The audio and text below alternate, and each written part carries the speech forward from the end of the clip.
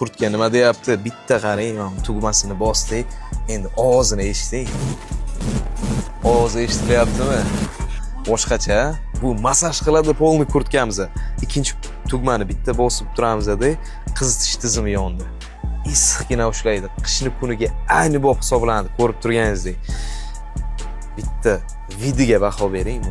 Video nima deyapti? Hozirgi yillik trendi-yu, juda ham did bilan ishlangan. Mana bu yerda zamochkalari bor, ustidan tugmalar bilan yopiladi. Qo'llarida skritli manjetlari, yoqasida ham manjetlari bor, stoykali.